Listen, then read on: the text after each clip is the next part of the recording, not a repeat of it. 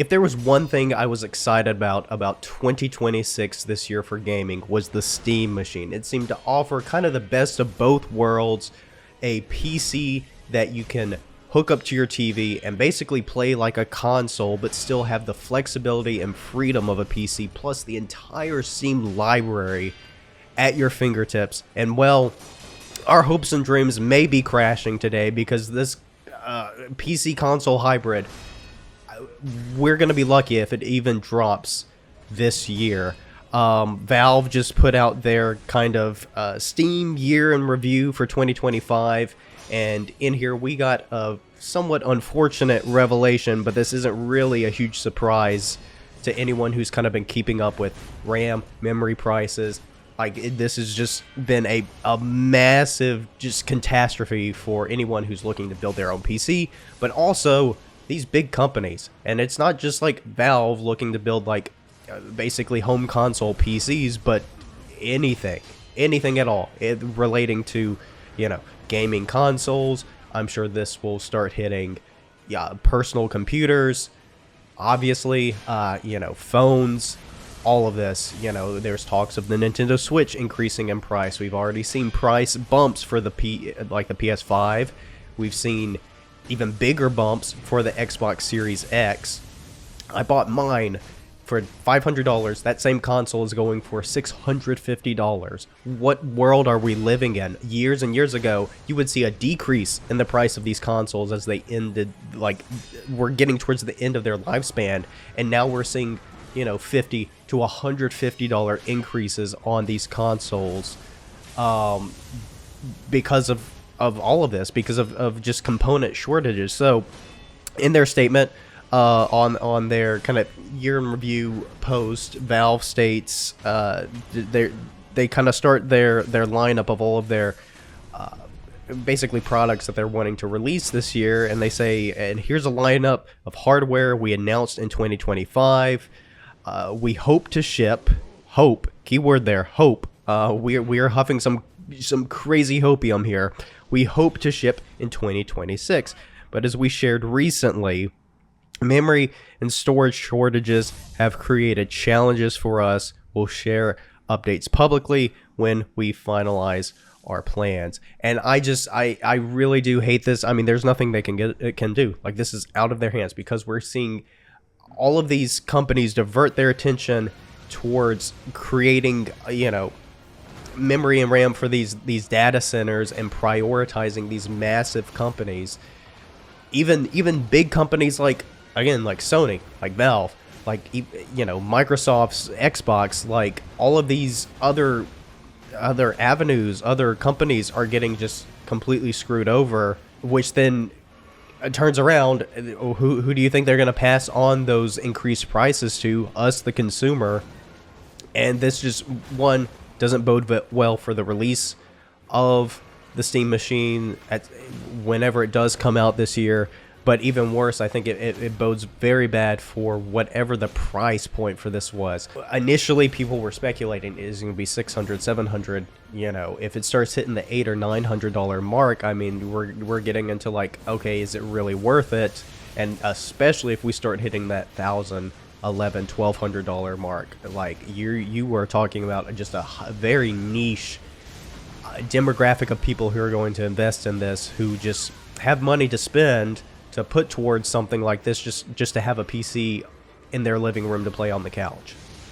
And if we start hitting numbers like that, especially, it is becoming more and more likely, I feel like, that we will probably see numbers like that, or at least closer to that, than we would have a few months ago when all of these were, the Steam machine was announced. I believe they announced the VR goggles and all of that as well. And if that's what people were saying, $600, $700, $800 back then, I cannot imagine what it might look like now. And it's really unfortunate to just see the state of where this is, and there's nothing anyone can really do about it other than hoping that this big AI bubble will eventually burst sooner than later. Genuinely, this is just causing problems for everyone, the companies, the consumers, and it's really only hypothetically benefiting these giant corporations, these AI companies doing these data centers. And, you know, man, will it even benefit them in the long run? I mean, I guess we'll see, but it's just unfortunate. I was very much looking forward to getting that this year. My Xbox Series X is collecting dust. If I turned it on right now, it would probably catch fire. Like, that's how little I use it now. And it's basically just become my backwards compatibility machine. Games from the 360 era, that's what I play on it. I don't really play new games on it. Like, there are no Xbox exclusives hardly anymore. Why would I play there when the majority of my library is already on the PS5, and then I have my Nintendo games on my Switch?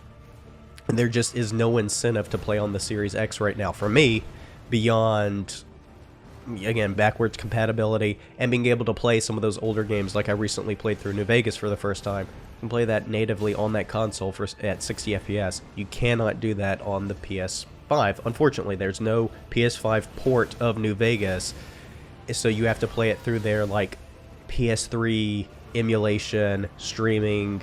It's really bad. I would not recommend it. That game just needs some kind of port to modern hardware. Probably not going to happen. I'm probably going to get that remaster instead. But that's really my only reason for keeping the Xbox Series X around, is to play those older games on the console at a better frame rate. And the moment I get my hands on a Steam machine, I'm getting rid of the Xbox. But now I'm beginning to wonder how much longer I'm going to hold on to the Xbox, because even if the Steam machine does come out, is it going to be worth that price that they're possibly going to put on it? Are we going to be looking at $900, like $1,000, $1,200, $1,300? I mean, I have no idea. And I think that's one of the big things that they're trying to figure out too, is how do we even price this thing fair enough to ourselves, but also to the consumer, that we can even move units out the door. And I think right now consumers are very much holding on to their money. They're waiting. They're keeping what they have, and they're not ready to move over to anything just yet, because why would I spend extra money on something I don't need right now? And if we're coming out with a PC, console hybrid that's not going to be outputting the best quality like a more beefy PC would, then I think you're losing the PC audience, and the console audience probably already has their PS5s, their Nintendo Switches, even their Series X's, and they're going to hold on to them unless it's priced relatively competitively. And I just don't think we're going to be hitting that $600 to $700 mark anymore. I genuinely don't. So this is very unfortunate. I hate to see this, be semi-confirmed as basically a delay. This is an unofficial delay. Or I guess official. They said it was going to come like early this year, and well, we're like 3 months into 2026 and there was no release date. So hopefully this year, but I guess we'll see. My big thing again is that price point. What are we looking at? And I guess time will tell. But if you like the video, hit that subscribe button, hit the bell button, hit the like button, do all of that. I really appreciate it. Go follow me on TikTok too. I post a lot of short form content over there. We have a lot of fun talking about Souls content, just video games in general, and we have fun over there. I like interacting with my little community over there, so be sure to check that out as well if you use TikTok. So thank you so much, guys. Kind of a downer video, but hopefully the next one won't be too depressing. So until then, thank you so much, guys, and I'll catch y'all next time.